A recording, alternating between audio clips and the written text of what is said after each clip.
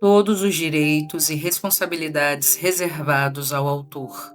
Manuel Barbosa Filho, A Dialética na Investigação Científica.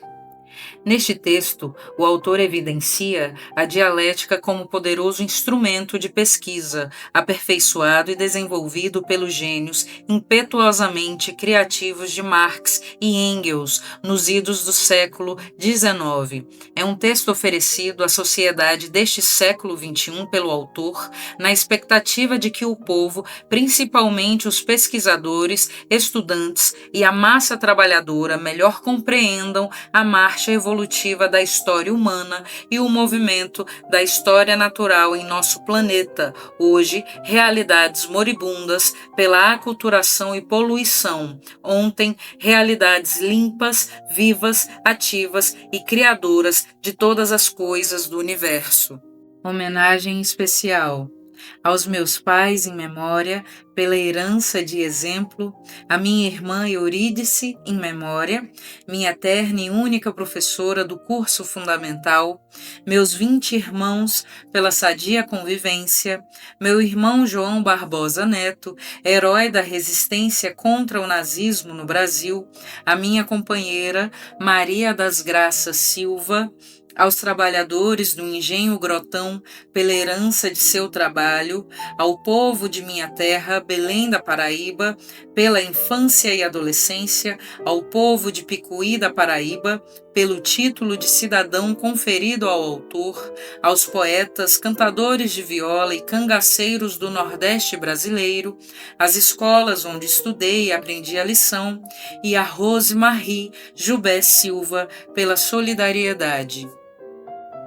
Aos coadjuvadores, editora Ideia e funcionários pelo trabalho editorial, Carlos Fernando Falcão, pelo edificante trabalho de digitalização, trabalhadores do planeta pelo socialismo, camponeses sem terra, sem teto, sem nada de meu país, Thalia Fung Riveron e Ileana Capote Padró pelo socialismo em Cuba, Genivaldo Marques dos Prazeres pela revisão do texto, escritores e editores da Paraíba pela cultura de meu estado, aos meus ex-alunos da UFPB pela participação na dialética do saber, à Sociedade Cubana de Investigação Filosóficas pelo acolhimento e solidariedade. Prefácio. O método dialético é constituído de um conjunto de princípios e normas a serem seguidos pelos pesquisadores para a investigação e esclarecimento do movimento e das transformações das realidades material e social. Refletindo sobre as limitações do método formal, os gênios criativos de Marx e Engels revolucionaram esse velho método investigativo, uma das maiores contribuições metodológicas do século XIX na área da pesquisa sistêmica, trocando o idealismo hegeliano pelo pensamento material na formação da consciência humana em sua sondagem sobre a realidade em eterna marcha evolutiva. Dada a amplitude e a profundidade deste método, então, explicam-se por essa lógica investigativa desde o ponto zero, nada, até o infinito, tudo, do salto histórico dos primatas, por exemplo, para o homem selvagem, da horda simiesca para a bárbara sociedade humana dos primórdios, da evolução do homem bárbaro para o civilizado. Muitas coisas na sociedade se explicaram pela dialética, nessa gloriosa trajetória da transformação de bicho em gente, da ignorância total para o saber humano. Da mente pétrea da barbárie à sensibilidade poética, musical, filosófica, científica, técnica, artística da moderna sociedade dos homens civilizados da atualidade.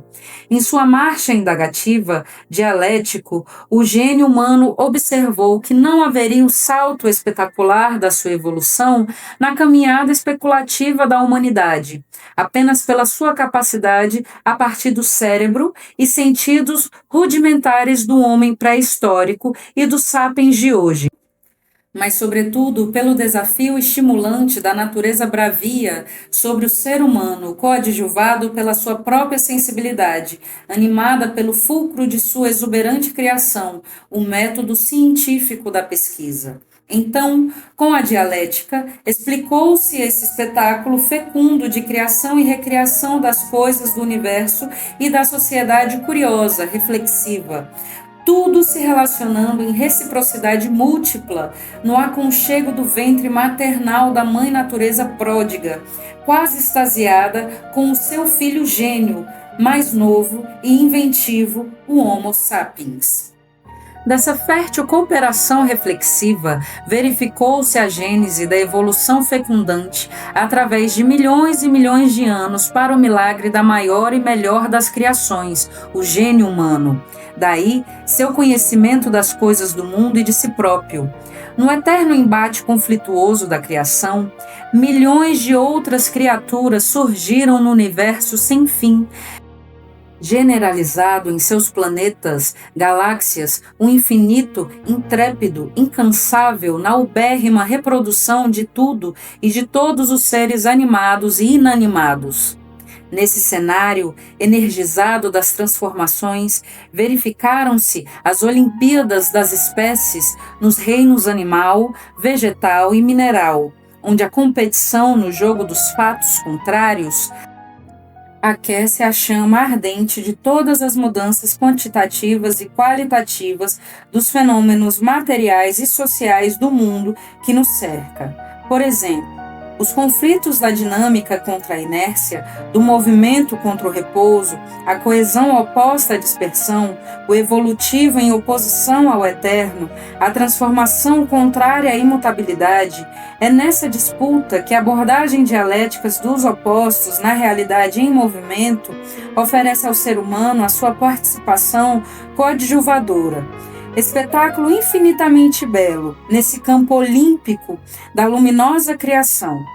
O papel do homem na dinâmica evolutiva das coisas, isto é, origem, crescimento e desenvolvimento, é o estimular as mudanças e intervir na realidade para aquecer e acelerar a catálise das transformações, a evolução qualitativa da natureza e de sua própria sociedade para o bem comum do gênero humano e de todas as outras espécies, através de estímulos recíprocos e permanentes do homem pela natureza e da natureza pelo homem, para o consagramento permanente de todos os seres humanos e todos os seres do universo. Infelizmente, porém, o papel do ser humano para com a natureza e a sociedade nem sempre tem sido de cooperação, mas de adversário impiedoso de ambas as realidades, contra a natureza, poluindo-a, degradando-a, destruindo-a, contra a sociedade, corrompendo-a, alienando-a, contra seu semelhante, o capitalista reproduzindo o trabalhador à categoria de besta humana pelo desemprego, pela fome e pela miséria globalizados, produtos da exploração do capital estéril, vampiresco, contra o trabalho fecundo dos operários deserdados do planeta, hoje em desolação. Neste quadro assustador, os criadores do capitalismo imperial são os principais responsáveis pela atual ira da natureza. Hoje, em estado mórbido, porém em movimento apocalíptico, capaz de destruir o próprio homem e as coisas boas que as criou. Assim, esses capitalistas, agora mais bárbaros e menos sapiens, logo, ignaros genocidas entredevoram-se perplexos. Enfim, a mãe natureza que, de volta a todos, julgará juízo final, não mais os estimulará, mas os destruirá, embora esterilize-se para nunca mais os recriar. Neste texto, o autor evidencia a dialética como poderoso instrumento de pesquisa, aperfeiçoado e desenvolvido pelos gênios, impetuosamente criativos de Marx e Engels, na segunda metade do século XIX. É um texto oferecido à sociedade deste século XXI pelo autor, na expectativa de que o povo, principalmente os pesquisadores, estudantes e a massa trabalhadora, melhor melhor compreendam o movimento da história humana e o movimento da história natural em nosso planeta, no momento, realidades moribundas pela poluição. No passado, limpas, vivas, ativas e criadoras de todas as coisas do mundo, realidades do começo ao fim, impermanentes e absolutas transformações qualitativas. Mudanças que no amanhã poderão ser positivas ou negativas, de progresso ou regresso, de risos ou lágrimas. Este é o texto, ora publicado, advêncio às obras dos milhares de pensadores da dialética, como humilde contribuição investigativa das leis que regem a evolução da natureza e da sociedade. Espera-se para os que se interessam pela matéria ter-lhe sido útil. O autor, João Pessoa, 23 de maio de 2009. Introdução. O presente texto, A Dialética na Investigação Científica, poderá suprir, supõe-se, a falta desse eficaz método de investigação na escola, nos institutos de pesquisa e nos sindicatos de trabalhadores, para análise da evolução e desenvolvimento das coisas e dos fatos no âmbito da natureza e da sociedade.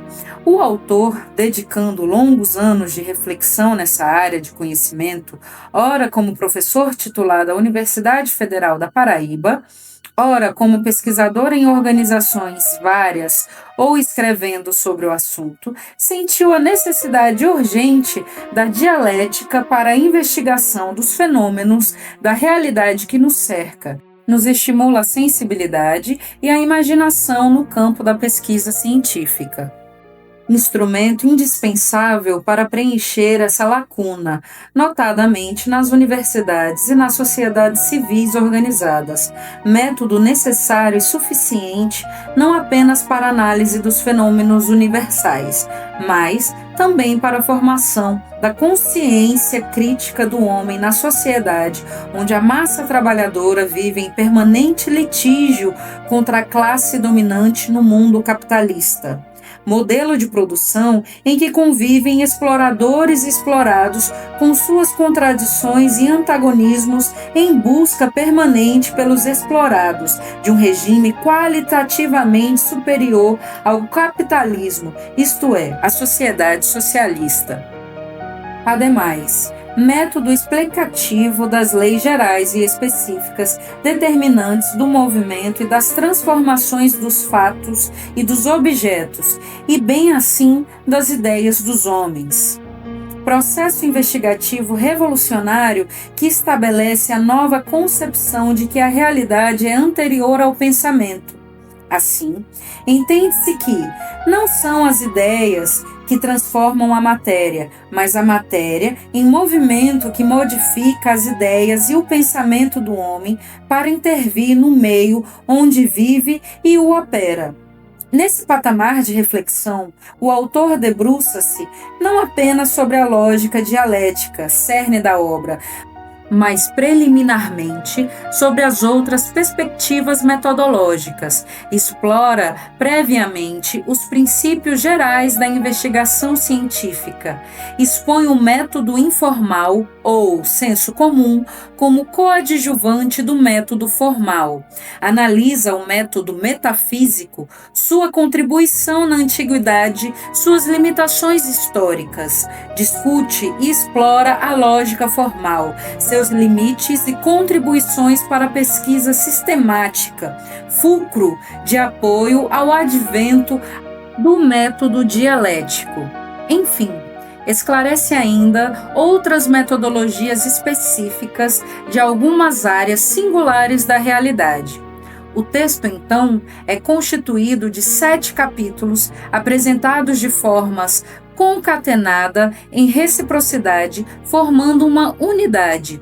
Mostra as limitações, alcance e contribuições de cada lógica investigativa para análise e esclarecimento das realidades singulares e universais. Evidencia as coisas do mundo material e social em movimento e mudanças eternas, absolutas, historicamente em evolução permanente.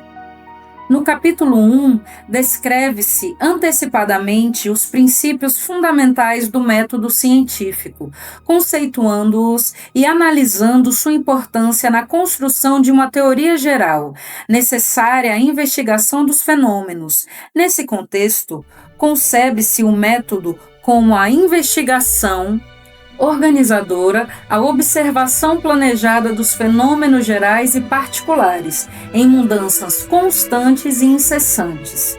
Princípios para esclarecer o caráter e as causas desses fenômenos, a fim de identificar-lhes as leis que comandam suas transformações.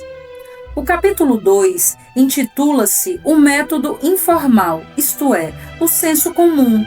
Em realidade, não é propriamente um método, mas inserido no conteúdo desta obra como ponto de referência histórica para melhor categorizar o método formal.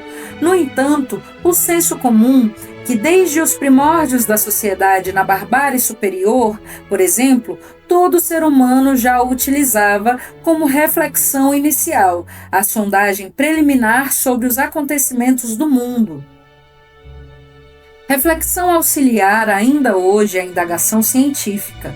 Ambas as lógicas, formal e informal, se interam e interagem formando uma unidade dialética, fecundando-se mutuamente como instrumentos para esclarecer as indagações humanas sobre a realidade excitante. O capítulo 3, em oposição aos métodos formal e dialético, focaliza e expõe a metafísica, como a etimologia da própria palavra expressa. É o estudo do ser para além da matéria, da natureza. O ser do além supremo fora da realidade. Logo, opõe-se radicalmente ao método dialético que investiga e esclarece o concreto, o palpável, o evolutivo. Analisa os fatos em movimento, transformação e desenvolvimento, as leis gerais e particulares desses movimentos, enquanto a metafísica, contrariamente, rejeita o movimento e a transformação. Considera as coisas criadas em definitivo, eternas, absolutas, imutáveis. Logo, é lógica, conservadora, reacionária, politicamente alienadora, ignora e opõe-se às lutas do trabalhador contra as injustiças sociais, contra a sua exploração pelo capitalismo. É contrária à marcha para o socialismo, à luta de classe. O capítulo 4 materializa-se no método formal, que disciplina a prática dos princípios e regras para a investigação das leis específicas dos fenômenos particulares da realidade. Estudando as coisas concretas, choca-se também com a metafísica que tenta justificar o sobrenatural absoluto imutável.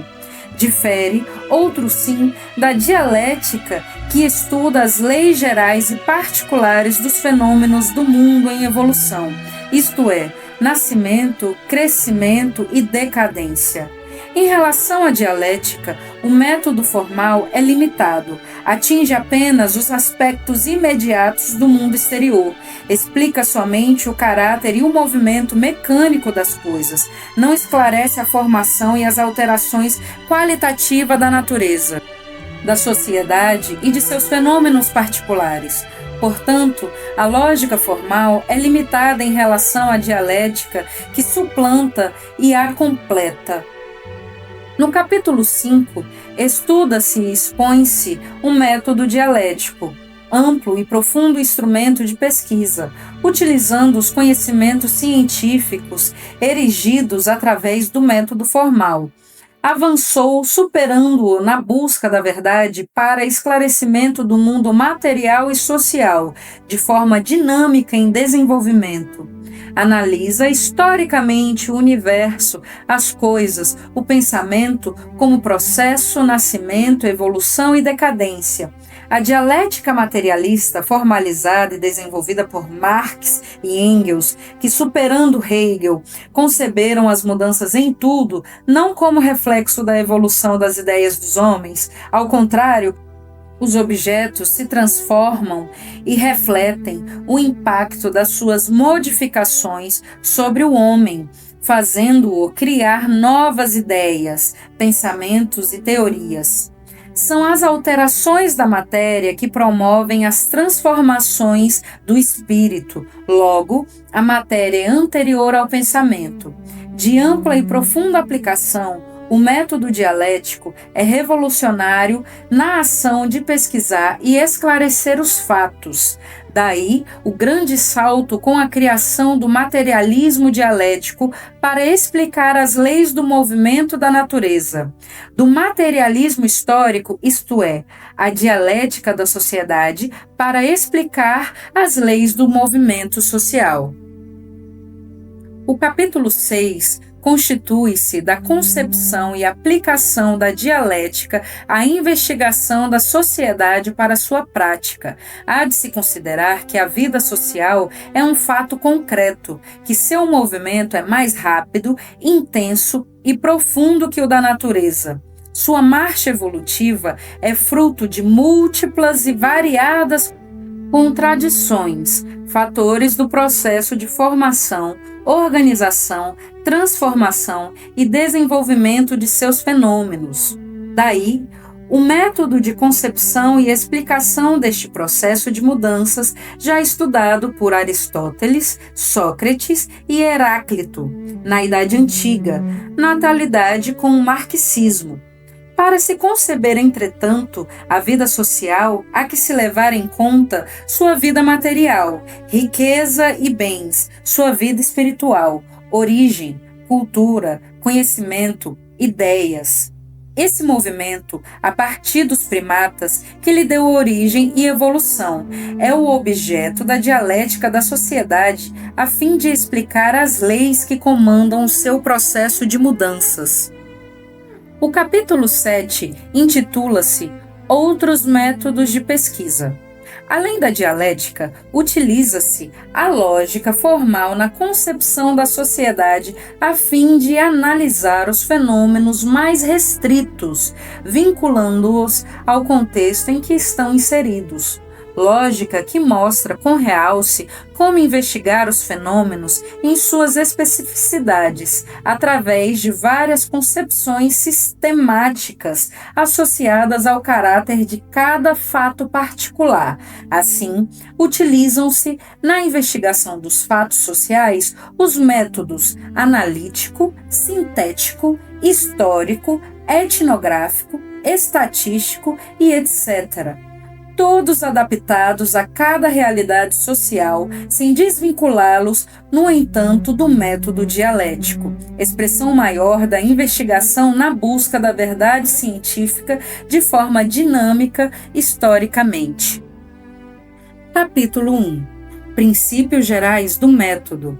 Esta lógica investigativa se caracteriza por um conjunto de regras que a observação planejada deverá seguir para analisar os fenômenos através de uma sucessão de técnicas apropriadas orientadas por conhecimentos teóricos especializados.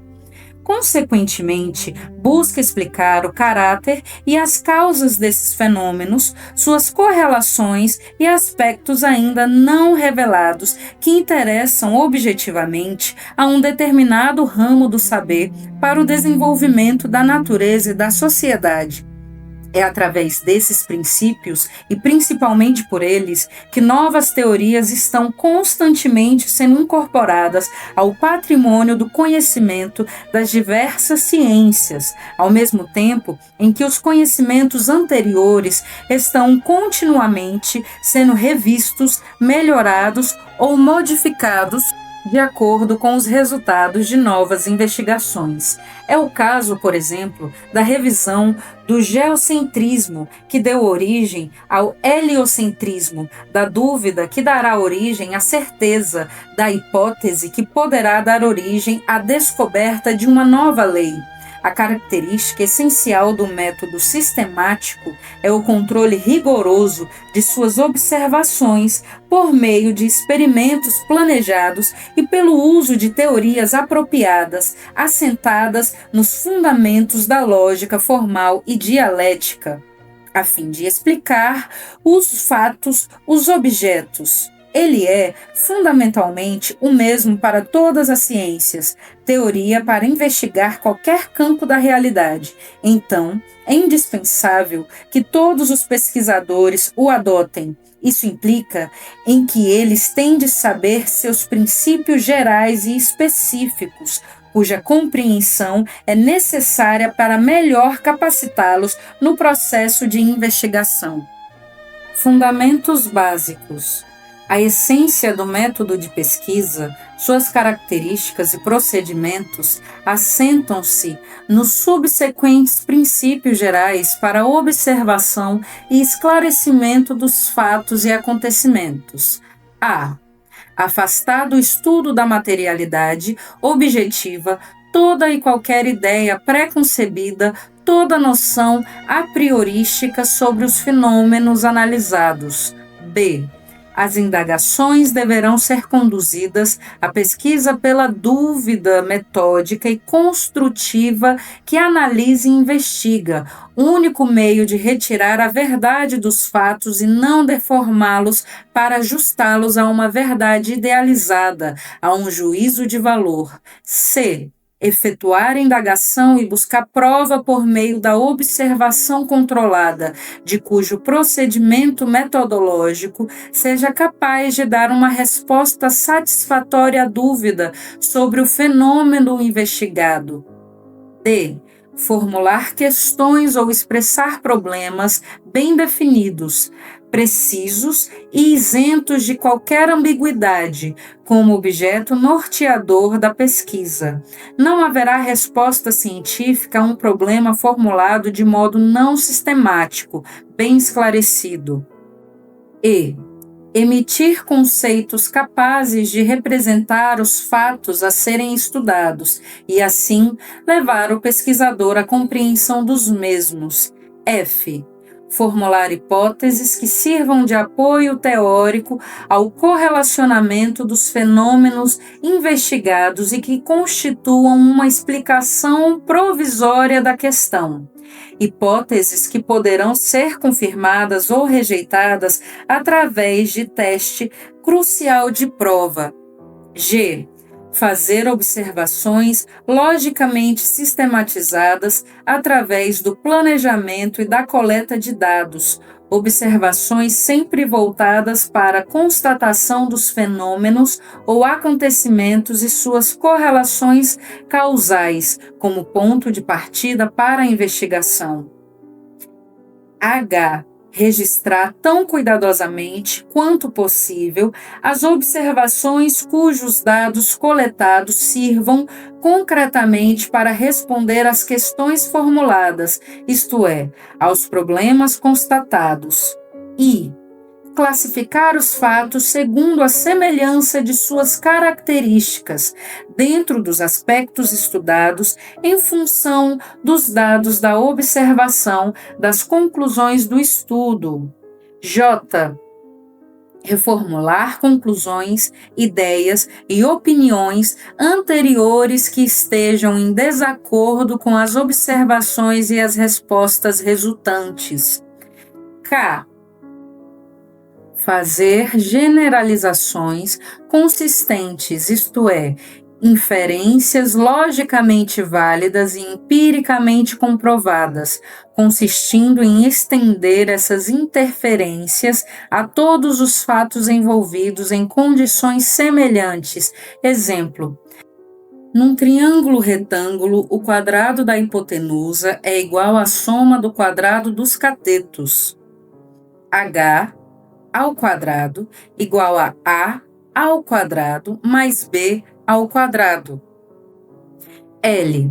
Fazer previsões, isto é, antecipar afirmações que, dadas as mesmas condições, é de se esperar que surjam os fenômenos constatados em pesquisas anteriores. Exemplo: o não funcionamento do pâncreas causa diabetes. M. Princípio da identidade. Uma coisa é idêntica a si mesmo. A é A. Não pode ser não A.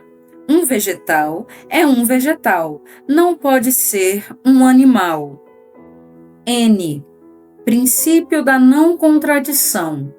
Uma coisa não pode, a um só tempo, ser ela mesma e seu contrário. Há não é não há. Um sal não é um ácido. A dialética supera esse princípio. Ó, princípio do terceiro excluído. Entre duas coisas contrárias não há lugar para uma terceira. Determinada coisa é há ou não há. Ser vegetal ou animal. Regra insuficiente, pois o vírus é vegetal e animal. P. Princípio da indução. Procura levantar da realidade uma lei geral a partir da observação de fenômenos particulares. Q. Princípio da dedução. Procura levantar da realidade uma lei particular a partir de uma lei geral. R. Lei da ação recíproca e conexão universal. Analisa os fenômenos em interação correlacionados entre si e em associação com o meio que estão inseridos. S.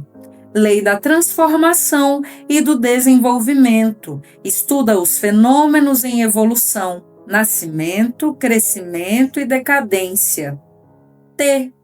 Lei da transformação qualitativa. Explica a mudança da natureza e da propriedade das coisas, evidenciando a criação de novos fenômenos, novos acontecimentos, nova realidade. U. Lei da luta dos contrários. Evidencia e esclarece a causa das mudanças. Explica a razão das transformações das coisas da natureza e da sociedade. Como proceder para levar à prática uma pesquisa controlada, planejada, prevista pelo método sistemático? Para isto, é necessário que se parta de uma pressuposição lógica, hipótese, que consubstancie uma correlação entre fenômenos, de tal maneira que essa relação possa ser empiricamente verificada, isto é, deverá ser demonstrado pela teoria da probabilidade, se a hipótese é ou não provável, verdadeira. O procedimento básico dessa demonstração é planejar rigorosamente a pesquisa de modo que, apoiada nos resultados da observação, a teoria aplicada aos dados coletados confirme ou rejeite a hipótese. Isto exige controle rigoroso das observações. Um aspecto básico do planejamento da pesquisa é formalizá-la de maneira a permitir derivar conclusões. Para tanto, John Stuart Mill fundamentou alguns exemplos da pesquisa experimental nos procedimentos da lógica formal a seguir exemplificados. Concordância positiva. Quando em duas ou mais situações de um determinado fenômeno Z, existe um e somente um fator em comum. Então, esse fator poderá ser considerado como causa do fenômeno. Ilustremos graficamente este procedimento metodológico na figura 1, onde temos as situações X e Y englobando os fatores A, B, C, D e E. Sabemos que em ambas as situações A, B, C e C, D, E, apresenta-se o fator C, e cada uma produz o fenômeno Z. Deveremos concluir que C e Z se correlacionam como causa e efeito, como fundamento na lógica formal. Figura 1. Na situação X, os fatores A, B e C conduzem ao fenômeno Z. Na situação Y, os fatores C, D e E também conduzem ao fenômeno Z.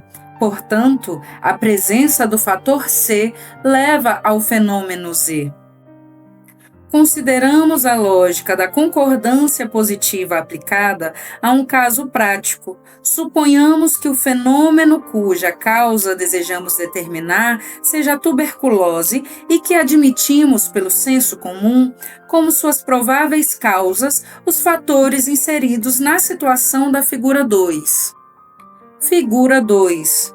Na situação X, a poluição das fábricas, a falta de higiene e a subnutrição conduzem ao fenômeno tuberculose. Na situação Y, a subnutrição, o contato com doentes e o clima doentio também conduzem ao fenômeno tuberculose. Portanto, a subnutrição está associada à ocorrência da tuberculose. Vantagens da concordância positiva. Embora esse procedimento investigativo tenha suas limitações, é de grande importância na pesquisa, visto que controla a observação, dirigindo-a para o raciocínio tautológico como fundamento na aplicação da lógica formal. Letra A. Ajuda a eliminar vários fatores irrelevantes, naturalmente com risco de erros. Letra B. Simplifica as variáveis do problema de pesquisa pela seleção de fatores provavelmente relevantes. Letra C.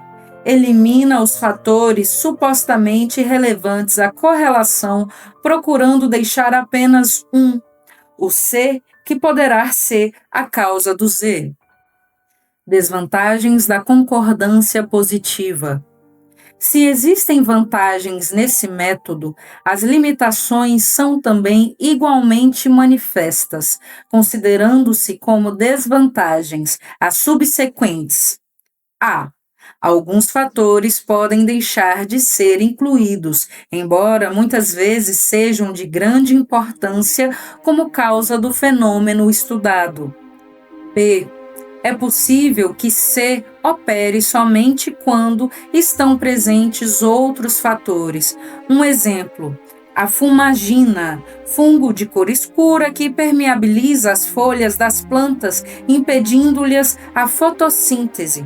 Só ajuda a atacar a planta na presença de homoptores, seu elemento simbiótico.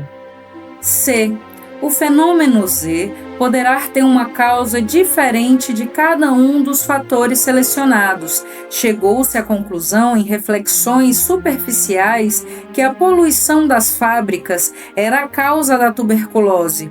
Conclusão não verdadeira, pois já existe a demonstração de que sua causa é a subnutrição nos bairros pobres que são atingidos pela poluição.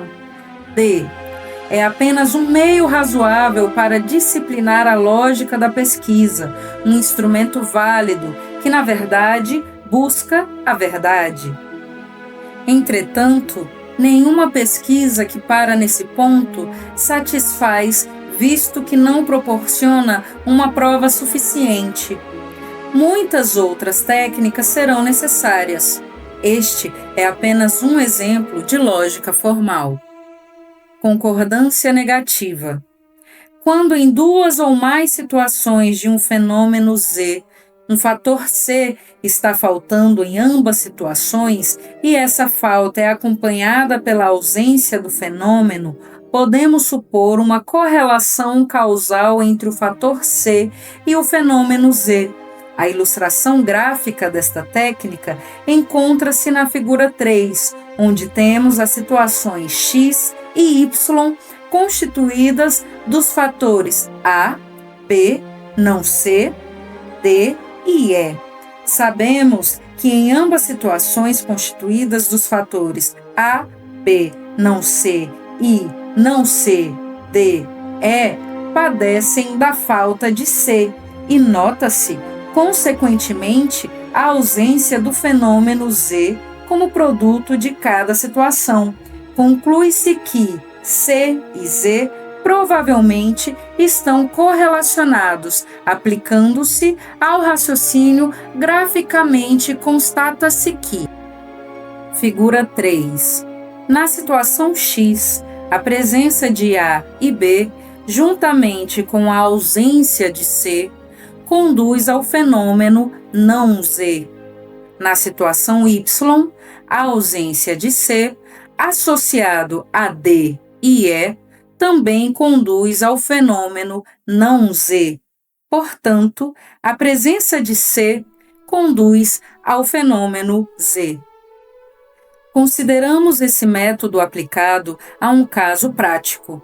Para tanto, supondo-se que o fenômeno cuja causa desejamos determinar seja o não funcionamento de um motor e que, admitindo-se através do senso comum, como suas prováveis causas, os fatores contidos na figura 4. Figura 4. Na situação X, a presença da bateria e do platinado, associada à ausência de compressão, conduz ao fenômeno motor não funciona. Na situação Y, a ausência de compressão, juntamente com a bobina e o relé, também conduz ao fenômeno motor não funciona. Portanto, a compressão conduz ao fenômeno motor funciona. Supondo que controlamos adequadamente todos os outros fatores, provavelmente correlacionados com o fenômeno em estudo, esse procedimento experimental é, de certa forma, válido, como método positivo, é aplicado a partir do senso comum, sendo a estrutura lógica de ambos os critérios a mesma. Encontramos neste vantagens e limitações, conforme os itens anteriores. O terceiro excluído. Observando um fenômeno Z, que numa situação X aconteceu e noutra Y não, tendo a primeira situação X certos fatores e a segunda Y os mesmos fatores menos C, podemos afirmar que o fator ausente C está correlacionado com o fenômeno Z, devendo ser uma causa. A ilustração gráfica deste raciocínio encontra-se na figura 5, onde se observam as situações X e Y, compostas dos fatores assim distribuídos. Situação X, A, B e C. Situação Y, A, B e não C. Se sabemos que o fenômeno Z na situação X se deu e na situação Y não, tem no caso Y os mesmos fatores de X menos C, então conclui-se que C e Z provavelmente estão correlacionados. Graficamente, resulta em figura 5. Na situação X, a presença dos fatores A, B e C conduz ao fenômeno Z. Na situação Y, a presença de A e B, juntamente com a ausência de C, conduz ao fenômeno não Z. Portanto, a presença de C conduz ao fenômeno Z. Para a aplicação deste método, é bastante tomar duas séries de situações, a série experimental e a de controle. Suponhamos que se desejasse demonstrar que as melhores notas de um educandário Z estão relacionadas aos alunos estudiosos C, neste caso, a série experimental seria o grupo estudioso e a série de controle, os estudantes preguiçosos. Consideremos a sua aplicação a um caso prático. Pela figura 6, teríamos figura 6. Situação X, A igual a assíduos, B igual a atenciosos, C igual a estudiosos. Fenômeno Z igual a distinção. Situação Y, A igual a assíduos, B igual a atenciosos, C igual a não preguiçosos. Então, C igual a estudiosos, Z igual a distinção, não Z igual a reprovação. A limitação desse plano experimental de investigação é a possibilidade de outros fatores mais significativos do que os incluídos deixarem de ser considerados, por exemplo, a inteligência. Porém, qualquer método de investigação deverá operar dentro dos limites das variáveis selecionadas na hipótese de trabalho. Se a hipótese não considera a teoria existente sobre o problema e trabalha com fatores irrelevantes, nenhum plano de pesquisa poderá evitar limitações. Na realidade, ser capaz de localizar os fatores centrais e principais, relevantes, e ignorar os irrelevantes é sinal de cientista criador. Dificuldades de aplicação. A prática do método científico à investigação dos fatos leva o pesquisador a duas dificuldades de ordem geral: o problema de evitar as prenoções, juízo de valor, e o da representatividade dos fatos observados, grau de confiança. O problema das prenoções. Embora muitos estudiosos evitem as pré-noções e pratiquem essa atitude nos seus estudos a fins de que elas não interfiram nos resultados da pesquisa, mascarando-os, temos de reconhecer as dificuldades para eliminar a influência desses comportamentos negativos. Torna-se imprescindível evitá-los, usando-se hipótese e teorias das diversas áreas da ciência, como os métodos da lógica e da estatística, para racionalizar a pesquisa, submetendo as hipóteses levantadas a teste crucial de prova, assim, afastando as atitudes pré-concebidas. Entretanto, o problema não depende só de técnicas racionais de inquérito. O pesquisador está sempre sujeito a concepções arraigadas em sua mente. É preciso que, paralelamente à sistematização e racionalidade, sua honestidade, capacidade de aceitar novas ideias para aumentar o seu conhecimento teórico, sejam postas à prova como forma de evitar essas dificuldades. Tudo isso dependerá de uma série de circunstâncias, tais como a formação anterior do pesquisador, b. suas condições de trabalho, c. tempo que dispõe para reflexão, d. os problemas pessoais que o preocupam, e. suas ideias e opiniões informais, f. as experiências e capacidade adquiridas. O problema da representatividade. Os resultados de uma pesquisa só serão válidos para o método científico na medida em que os fatos estudados, fenômenos, acontecimentos, aspectos da realidade e etc., sejam representativos do universo estudado. Nem sempre estamos seguros se a amostra dos fenômenos observados representa significativamente sua totalidade. Impõe-se, portanto, a máxima cautela na formação de generalizações a partir dos resultados alcançados, sem prévio reconhecimento de sua representatividade. Para isto, o investigador deverá estar familiarizado com os métodos estatísticos e suas várias técnicas de aplicação, como instrumentos de verificação do grau de confiança da amostra em relação à população no estudo de determinado fenômeno.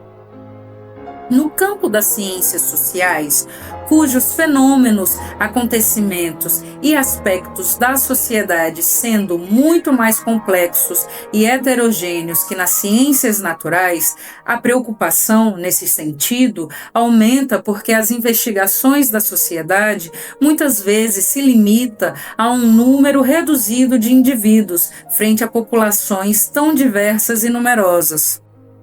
Mesmo considerando essas dificuldades, muitas vezes levando os pesquisadores a resultados não válidos, embora logicamente de procedimento aceitável, o método científico, no entanto, é a única maneira de tornar consistente a busca da verdade, frente à sua racionalidade e ao acervo de conhecimentos teóricos disponíveis à sua aplicação e já acumulados nos vários ramos da ciência, como poderoso instrumento de observação e controle das realidades social e natural através da prática de seus princípios.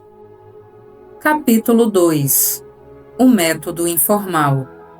A investigação sistemática pressupõe a existência de outro procedimento de inquérito para estudar os fenômenos e descobrir as leis que os regem, isto é, a investigação informal ou o senso comum que todo ser humano pratica a todo instante em sua vida, observando tanto os fenômenos físicos, biológicos como sociais, tanto em relação às questões triviais, rotineiras, quanto às questões mais complexas. Nogueira observa as seguintes características principais desse procedimento popular de observação.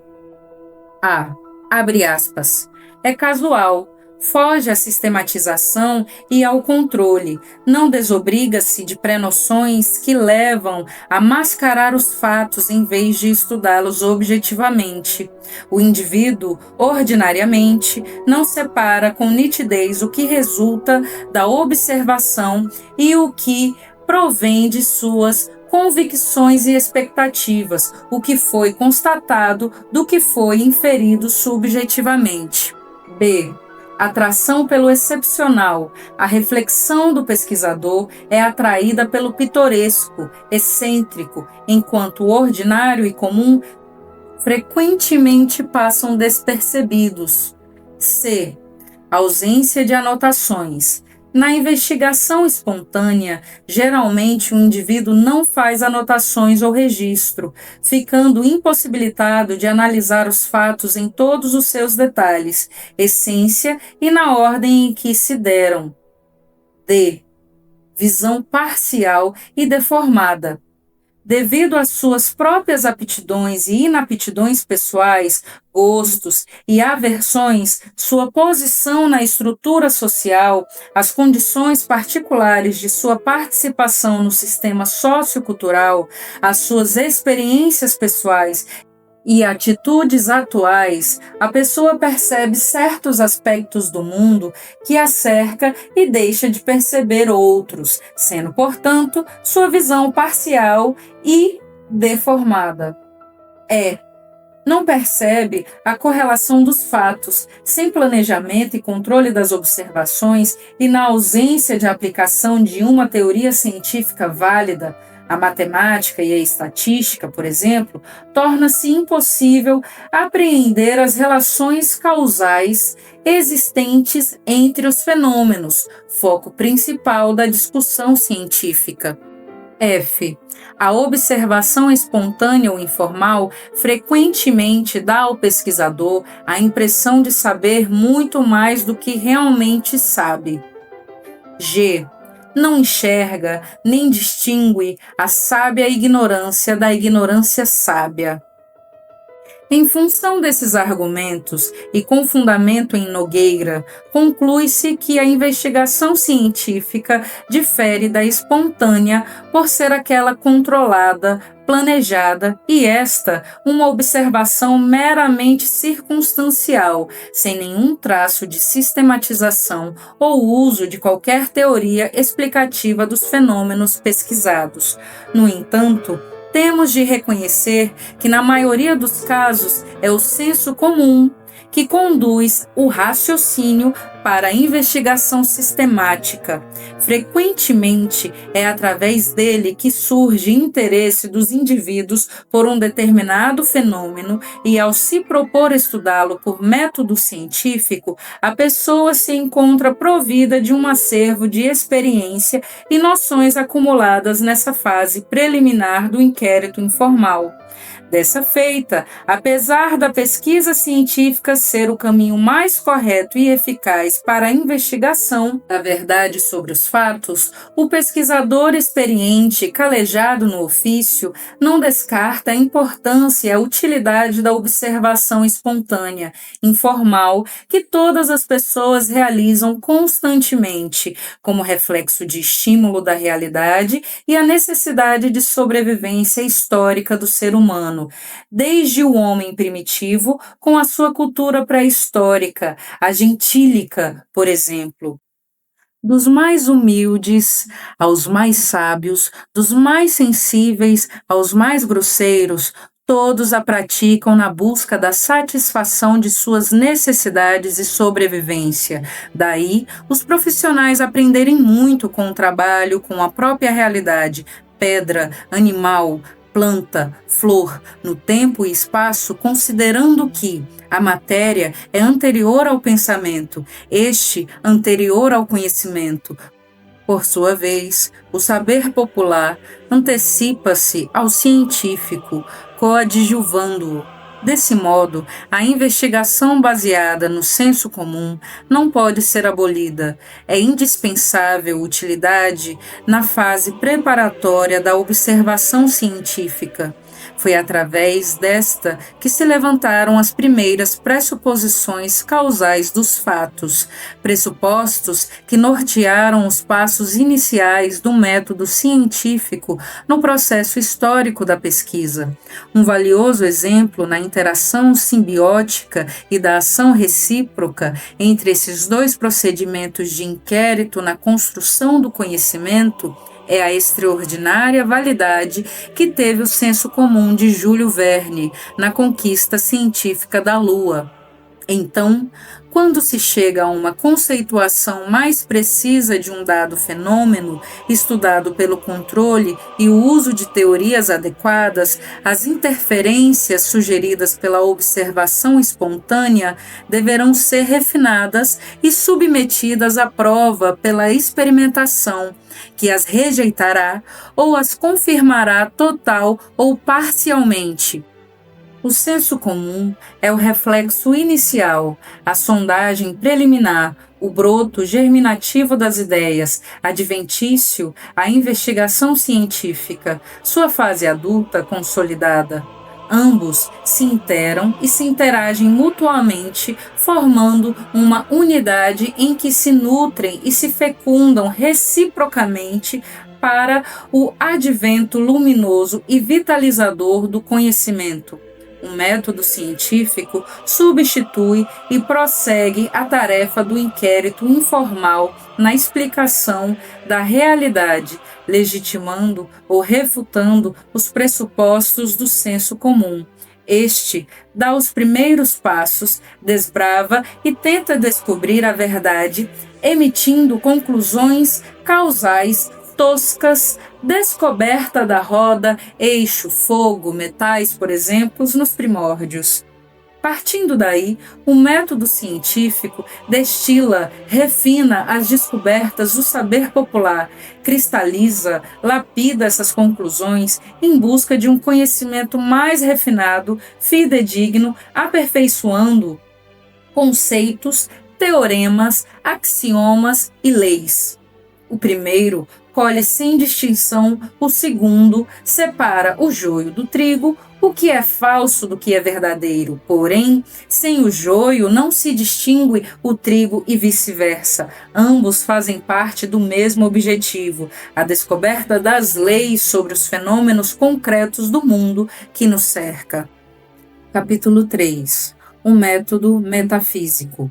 Oposta radicalmente ao método dialético, a metafísica ignora o movimento e as transformações, separa os objetos, fenômenos e acontecimentos, excluindo-os uns dos outros. Assim, estuda-os mutuamente isolados, considera as coisas feitas em definitivo, eternas, absolutas, imutáveis.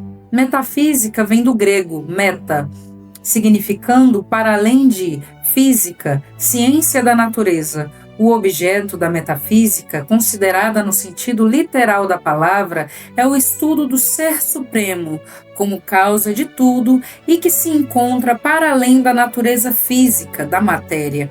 Enquanto a natureza é movimento, mudança, o ser do além, sobrenatural, acena para o repouso, a perenidade, o eterno, o absoluto, o imaginário. Se assim o fosse, a água seria sempre líquida, a terra parada, o mar sem ondas, a flor sem fruto, a lua sem fases, Adão sem cobra, Eva sem maçã, sem cria. O método metafísico, em seu sentido mais geral, poderá ser melhor concebido através de seus preceitos dogmáticos, que o esclarecem e o matizam a imutabilidade e a exclusão dos contrários, legitimadas historicamente como falácia ideológica do mundo capitalista. A imutabilidade das coisas. Ignora a realidade do movimento e das transformações dos fatos em favor do repouso, do idêntico e inalterável. Abre aspas. Não há nada de novo sob o sol. Fecha aspas. Concluem os metafísicos. Assim, concebe o capitalismo, por exemplo, como eterno. Os vícios engendrados pela burguesia, corrupção, egoísmo, crueldade, fome, analfabetismo, drogas, violências, eternos e inalteráveis, legais. Consequentemente, podemos pressentir os perigos que deverá causar a concepção metafísica na investigação da verdade e na interpretação dos fatos. Deixe escapar a essência da realidade, que é mudança incessante opondo-se às transformações. Serve de instrumento filosófico útil e necessário às forças reacionárias do capitalismo, às burguesias nacionais e multinacionais contra as forças revolucionárias representadas pela classe operária, mestra da história universal. A exclusão dos contrários. A metafísica, considerando as coisas em definitivo e mutantemente isoladas, normatiza a exclusão uma das outras, separa arbitrariamente o que é inseparável. O homem de um lado, de outro a sociedade, de um lado a política, de outro o sindicato, a luta de classe. Tomam a parte pelo todo, uma árvore pela floresta, o efeito pela causa, a causa pelo efeito, como se tudo não se relacionasse numa conexão universal entre os fenômenos. Ao contrário, o sindicato e a política formam uma interação, uma unidade cuja ação recíproca desencadeia mudanças reflexivas tanto no sindicato quanto na política. Logo, na sociedade. Deste modo, sindicato forte, capitalismo menos desumano, sindicato fraco, capitalismo selvagem. A metafísica, isolando os fatos, tenta congelar o estudo das mudanças, das descobertas, logo, atrasar o desenvolvimento científico. Sua concepção e aplicação prática são de interesse do capitalismo imperial contra o proletariado. Atualmente, com a burguesia mundial no poder, a sua pelegagem sindical torna-se conivente e cúmplice com a perversa exploração do trabalhador pelo capitalista. Na Idade Antiga e Medieval, com a exploração do escravo pelo senhor, do servo pelo sucerano, assim, ao longo da história, perpetuou-se essa falácia metafísica para a opressão do trabalhador. A significação histórica. Porém, antes de conhecer os objetos em movimento e em transformação, nos primórdios, só era possível conhecê-los imutáveis, definitivos, estudar as coisas antes de estudar-lhes os processos. O método de pensamento e pesquisa metafísicos tinham na antiguidade sua grande justificativa histórica. Era o produto da reflexão sobre a natureza que, na época, os filósofos estudavam seus fenômenos parados, isolados, definitivos. Os filósofos da antiguidade não podiam explicar os movimentos e as transformações da realidade por falta das atuais ciências. A alternativa para explicar os fenômenos naturais era estabelecer, para além da natureza física e biológica em evolução, um impulso primeiro, abre aspas, catapultar, fecha aspas, um princípio sobrenatural eterno, responsável direto pela dinâmica universal.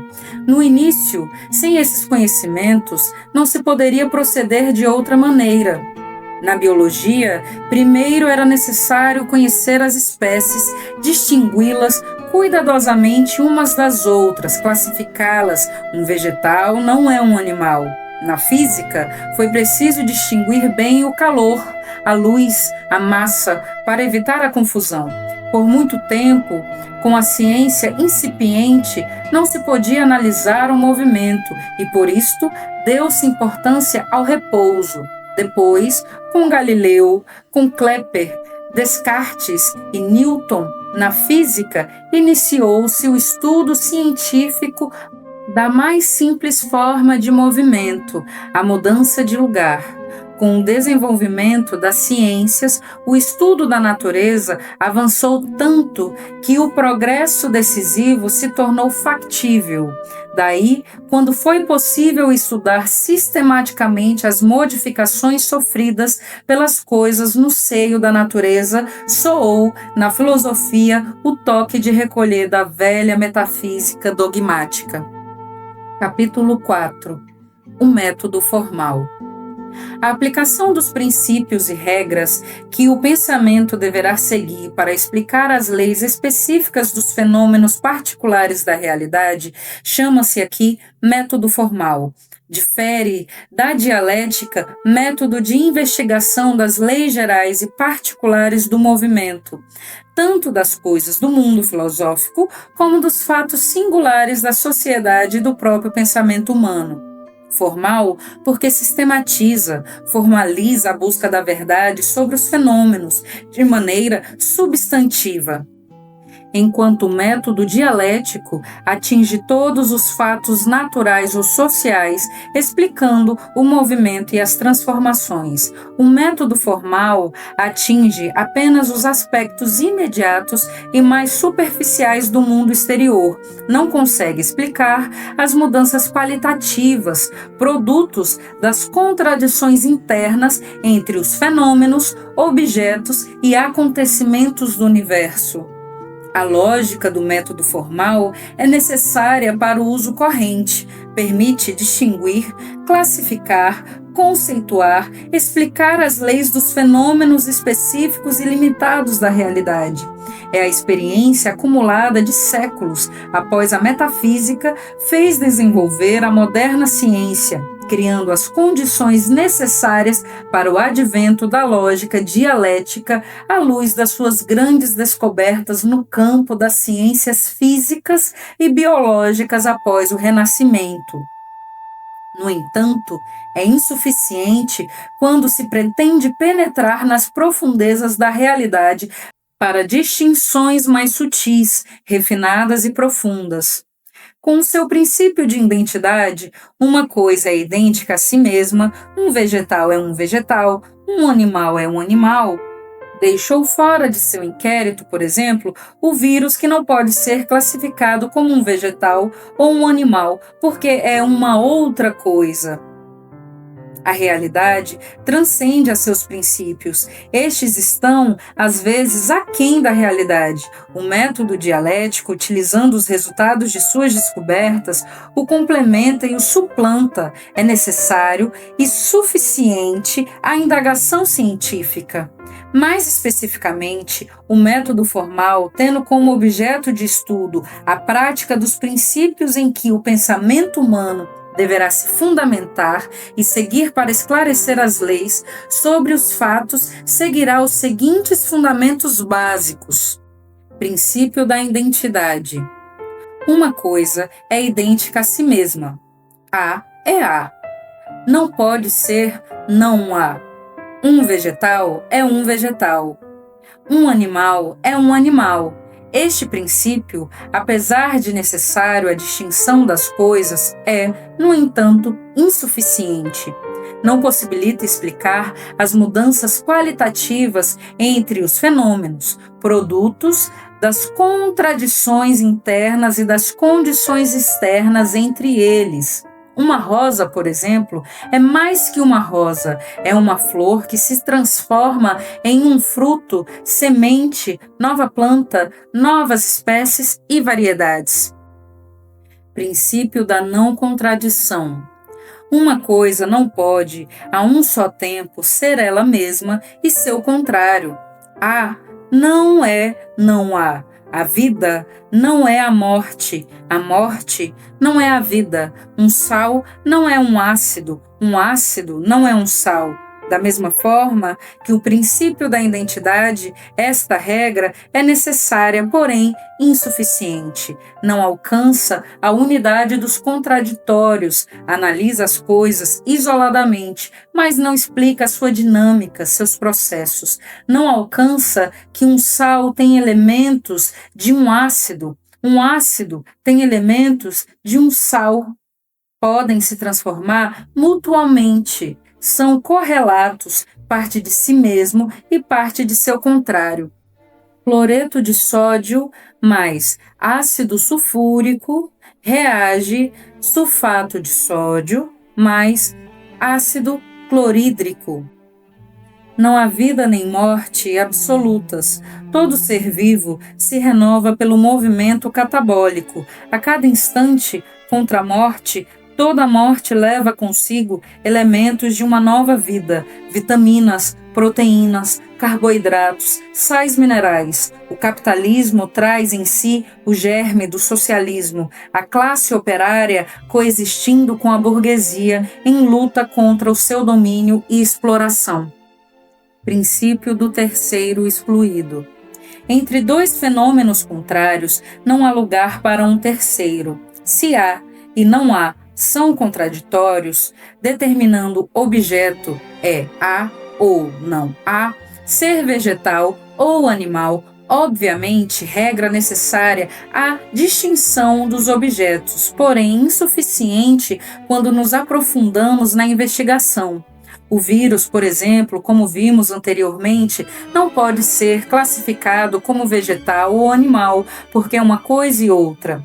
Esta realidade transcende a dimensão deste princípio insuficiente, portanto, para sua explicação total. Princípio da indução.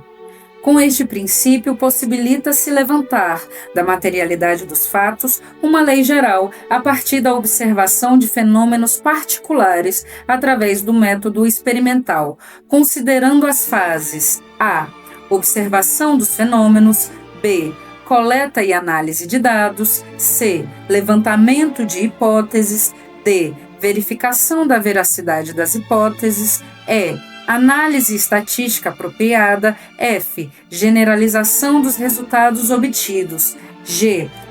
Descoberta de uma lei pela confirmação das hipóteses. Galiano apresenta também dois exemplos que põem em evidência a importância e insuficiência do raciocínio indutivo. Foi através deste princípio que Newton, pela simples queda dos corpos, descobriu a lei da atração universal. Depois de se observar que um bem determinado fenômeno, em dadas condições, se realiza, em outras não, conclui-se por indução que ele é universalmente verdadeiro. O raciocínio indutivo procura confirmar o caráter geral de um grupo a partir das características singulares dos indivíduos. Deste modo, vejamos dois exemplos. Premissas. Se Pedro é mortal, então todo homem é mortal. Se João é mortal, então todo homem é mortal. E se José é mortal, então todo homem é mortal. Se Pedro é sábio, então todo homem é sábio. Se João é sábio, então todo homem é sábio. E se José é sábio, todo homem é sábio. Do exposto na figura 7, as premissas sustentam a conclusão do argumento. As características particulares dos indivíduos, Pedro, João e José, justificam o caráter geral de mortalidade do homem. No exemplo da figura 8, as premissas também corroboram apenas logicamente a conclusão. Mas, apesar de Pedro, João, José e muitos outros homens serem sábios, este fato não justifica que todos os homens o sejam. Os débeis, por exemplo, não o são. Portanto, o raciocínio indutivo, apesar de ser um método importante na explicação de leis que comandam os fenômenos, ele é, contudo, limitado e insuficiente, podendo conduzir às conclusões falsas. A aplicação da lógica indutiva na pesquisa dos fatos deverá prever o perigo de falseamento da verdade. Ela é, pois, necessária, porém insuficiente. Princípio da dedução. Esta regra é de raciocínio inverso ao da indução. Procura levantar da realidade observada um caráter particular a partir de uma lei geral na qual está inserido, em outras palavras, a lógica do argumento dedutivo é de que um fato geral envolve em si um fato particular semelhante. Explicitamente, vejamos os argumentos dedutivos na figura 9 e 10. Premissas. Se o rico é vaidoso, então Ivo é vaidoso. E o burguês é rico, então Ivo é vaidoso. Ivo sendo burguês, então Ivo é vaidoso. Premissas. Quem está na Paraíba, então estou na Paraíba. Está no Brasil? Então, estou na Paraíba. Estou no Brasil? Então, estou na Paraíba. Como podemos verificar no argumento da figura 9, as premissas sustentam logicamente a conclusão, o raciocínio é válido. No exemplo da figura 10, também há uma relação lógica entre as premissas e a conclusão do argumento. Porém, quem está no Brasil obrigatoriamente não está na Paraíba. O raciocínio é falacioso, por isso insustentável, embora sendo de grande utilidade na busca da verdade, visto que parte do conhecido para o desconhecido, de uma regra geral, para um fato que se quer verificar, apresenta, no entanto, riscos de se chegar às conclusões falsas. Logo, é uma lógica necessária à pesquisa científica, mas insuficiente em análises mais profundas. Capítulo 5. O método dialético. A palavra dialética origina-se do grego dialectos, significando debate. Etimologicamente, é a arte de discutir, debater. Para os filósofos gregos da antiguidade, era um método de pesquisa e busca da verdade sobre os fatos, através da formulação de perguntas e respostas, a fim de revelar as impropriedades de falsas concepções. No curso da história, a dialética está situada em 3 períodos distintos que evidenciam com nitidez a evolução deste método de concepção e explicação dos fenômenos e seus processos de evolução, a saber, dialética antiga, vai de Heráclito, 540 a 480 a.C., que a concebe afirmando que tudo flui e nada permanece como é, passando por Sócrates, de 470 a 339 a.C., que a traduzia como a maiêutica, parto das ideias, até Hegel, 1770 a 1831 depois de Cristo, que inicia a dialética moderna. Dialética moderna começa com Hegel, passando por Marx, 1818 a 1833, e Engels, 1820 a 1894. Ao contrário da antiga, já não é mais apenas um exercício de lógica, mas, sobretudo, uma maneira dinâmica e prática para interpretar o mundo material. Bem assim, a sociedade e as nossas próprias ideias em movimento e em transformação, analisando ao longo da história as coisas, os fatos e o próprio pensamento como processo, nascimento, evolução e decadência. Dialética contemporânea, Reestruturando a lógica deste método de investigação, Marx e Engels, ao contrário de Hegel, concebem a evolução das coisas não como reflexo das transformações e aplicação das ideias. As coisas se transformam e refletem suas modificações sobre o homem, estimulando-lhes as ideias. São as alterações das matérias que produzem as transformações do espírito. Logo, a matéria é anterior ao pensamento. Assim, ambos, matéria e pensamento, reflexivos, se nutrem e se fecundam mutuamente para a evolução permanente de tudo. Daí o grande salto para o desenvolvimento da dialética contemporânea, inspirada no materialismo dialético e no materialismo histórico, estudados e desenvolvidos por eles, fundamentando-os em 4 leis básicas que, contrariamente à metafísica e suplantando o método formal, criaram as novas bases do pensamento e prática da dialética para a evolução desta nova concepção revolucionária do método científico de investigação. Substantivado nas leis gerais. Primeira lei: ação recíproca e conexão universal. Segunda lei: transformação e desenvolvimento. Terceira lei: as mudanças quantitativas e qualitativas. Quarta lei: a lei da luta dos contrários. Pela lógica dialética, alicerçada nesses 4 princípios, sente-se e concebe-se as ideias fundamentais para explicar o mundo e seus fenômenos, de forma dinâmica, completa. Analisam-se as coisas, os fatos, os acontecimentos, em encadeamento, relacionados mutualmente em interação, seu nascimento, desenvolvimento e morte.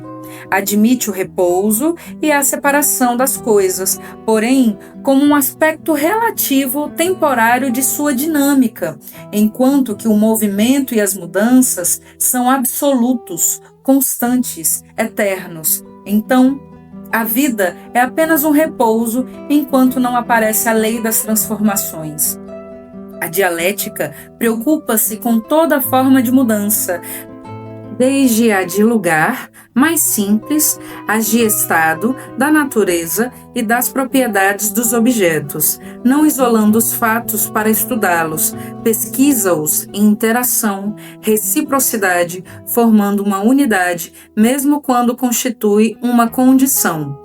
A unidade dos contrários, em conflito entre si pela transformação dos objetos e fenômenos do mundo. Todo movimento e toda alteração das coisas, então, são explicáveis pelos conflitos entre os contrários, 4ª lei da dialética, para a concepção e esclarecimento de um fato qualitativamente novo. A contradição, por exemplo, das forças da coesão e repulsão da matéria, transformando a água líquida em vapor d'água ou em gelo, a luta do embrião e das amêndoas, mudando semente em planta, a do ovo em oposição à casca para a vida do pinto, a luta do proletariado contra a burguesia para a construção do socialismo e transformação do capitalismo, luta de classe.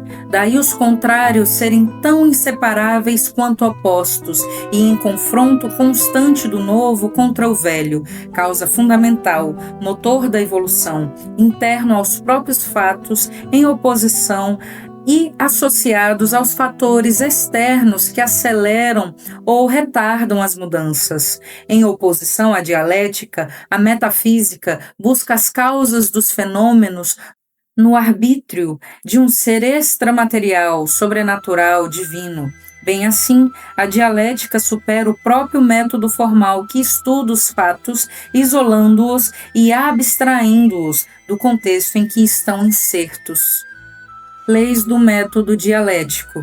Enquanto o método formal atinge apenas os aspectos mais imediatos da realidade, a dialética vai mais longe, utilizando-o, suplanta-o, alcança todos os aspectos dos fenômenos em processo de transformação historicamente, em evolução dos fenômenos físicos aos sociais, pelas lógicas dos confrontos. É, portanto, o método científico de observação e esclarecimento das leis do movimento e das transformações. Sua aplicação se fundamenta em 4 leis gerais, a saber, ação recíproca e a conexão universal.